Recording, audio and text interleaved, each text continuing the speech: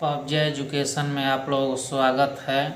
आज से हम लोग साइंस का क्वेश्चन को सॉल्व करेंगे, ठीक है। जिसमें सबसे पहले हम लोग जीव विज्ञान का शुरुआत करेंगे, इसके बाद केमिस्ट्री होगा, फिर फिजिक्स होगा, ठीक है।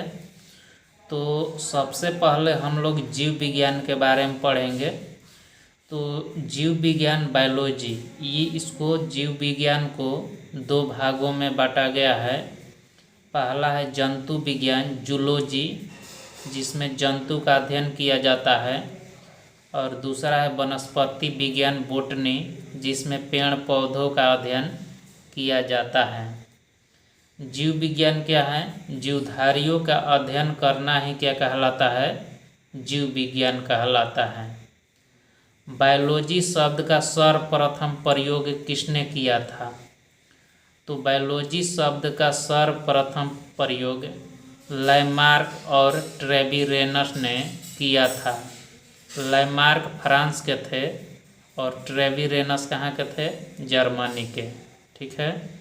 जीव विज्ञान का जनक, फादर ऑफ बायोलॉजी किसे कहा जाता है? तो अरस्तु को जीव विज्ञान का जनक कहा जाता है, ठीक है। उसके बाद जीव विज्ञान की प्रमुख शाखाएं पढ़ेंगे हम लोग। जितना भी शाखाएं हैं जीव विज्ञान के अंतर्गत इम्पोर्टेंट, उसी को हम लोग पढ़ेंगे। तो चलिए, पहला है एपीकल्चर। एपीकल्चर में किसका अध्ययन किया जाता है? मधुमक्खी पालन का अध्ययन। तो मधुमक्खी पालन का अध्ययन क्या कहलाता है? एपीकल्चर। और एपीकल्चर को इस साइड हम इंग्लिश में लिखे हुए हैं, इधर हिंदी में है और इधर इंग्लिश में। तो आप लोग अगर इंग्लिश की ज़रूरत पड़ेगा तो आप इधर देख सकते हैं। तो एपीकल्चर यहाँ भी लिखे हैं, एपीकल्चर इंग्लिश में। तो एपीकल्चर में क्या होता है? मधुमक्खी पालन का अध्ययन होता है। अगला है एंथोलॉजी। एंथोलॉजी में पुष्पों का अध्ययन किया जाता है। फिर है एरेक्नोलॉजी, इसमें मकड़ियों का अध्ययन किया जाता है। फिर है डेंड्रोलॉजी। डेंड्रोलॉजी में वृक्ष एवं झाड़ियों का अध्ययन किया जाता है, ठीक है। एंटोमोलॉजी, एंटोमोलॉजी में कीटों का अध्ययन किया जाता है। अब कीट में कौन कौन आ जाएंगे? जैसे मान लीजिए चींटी, मकड़ी, तितली, मधुमक्खी, ये सब किस में आ जाएंगे? एंटोमोलॉजी में। जैसे कीट के अंतर्गत कौन आ जाएंगे? जैसे चींटी हो गई, मधुमक्खी, तितली, ये सब जितने भी हैं, तितली हो गई, मक्खी, मच्छर, खटमल, ये सब क्या है? कीट हैं। तो एंटोमोलॉजी में कीटों का अध्ययन किया जाता है, ठीक है।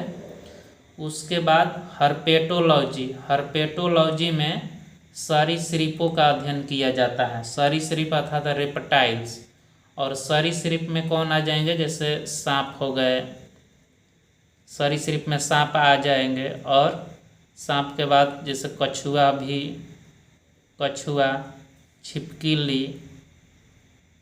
छिपकली, मगरमच्छ भी, मगरमच्छ। तो ये सब सरीसृप के अंतर्गत आ जाएंगे, ठीक है। तो हर्पेटोलॉजी में सरीसृपों का अध्ययन किया जाता है। उसके बाद है इक्थियोलॉजी। इक्थियोलॉजी में मछलियों का अध्ययन किया जाता है, ठीक है। उसके बाद पिसीकल्चर। पिसीकल्चर में मत्स्य पालन का अध्ययन किया जाता है। कन्फ्यूजन मत होना, इक्थियोलॉजी में मछली का अध्ययन किया जाता है और पिसीकल्चर में मत्स्य पालन का अध्ययन किया जाता है, ठीक है। अगला है कैलोलॉजी। कैलोलॉजी में मानवीय सौंदर्य का अध्ययन किया जाता है। सुंदरता का अध्ययन किस में किया जाता है? कैलोलॉजी में, ठीक है। उसके बाद माइकोलॉजी। माइकोलॉजी में किसका अध्ययन किया जाता है? कवक का अध्ययन। अब कवक में कौन आ जाएंगे? जैसे कवक में मशरूम हो गए, मशरूम हो जाएंगे। उसके बाद खमीर भी मशरूम के कवक के अंतर्गत ही आते हैं। फिर ईस्ट हो जाएंगे।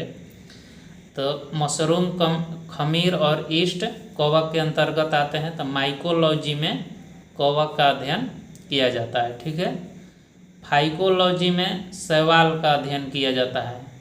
अब शैवाल का उदाहरण क्या हो सकता है? शैवाल का जैसे फेमस है स्पाइरोगाइरा, स्पाइरोगाइरा। ठीक है, और लिखे उलोथ्रिक्स भी हो जाएगा, और वॉलबॉक्स करके एक होता है वॉलबॉक्स। तो ये शैवाल का उदाहरण है, स्पाइरोगाइरा, यूलोथ्रिक्स और वॉलबॉक्स। तो फाइकोलॉजी में शैवाल का अध्ययन किया जाता है। ठीक है, उसके बाद है मिर्मिकोलॉजी में चींटियों का अध्ययन किया जाता है।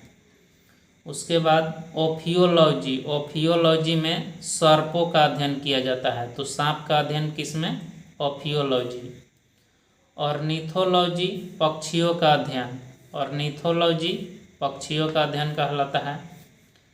उसके बाद है पेलेंटियोलॉजी, इसमें जीवाश्मों का अध्ययन किया जाता है। ठीक है, पोमोलॉजी में फलों का अध्ययन किया जाता है, और पैथोलॉजी में रोगों का अध्ययन किया जाता है। ठीक है, पैथोलॉजी में रोगों का अध्ययन।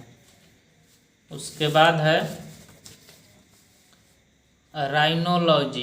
राइनोलॉजी में जंतु के नाक, कान और गले का अध्ययन किया जाता है। किसमें? राइनोलॉजी में।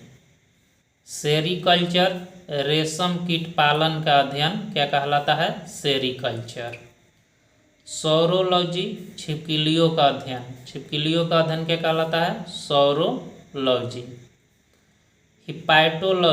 हिपैटोलॉजी में लीवर का अध्ययन किया जाता है। यकृत, लीवर का अध्ययन किसमें किया जाता है? हिपैटोलॉजी में।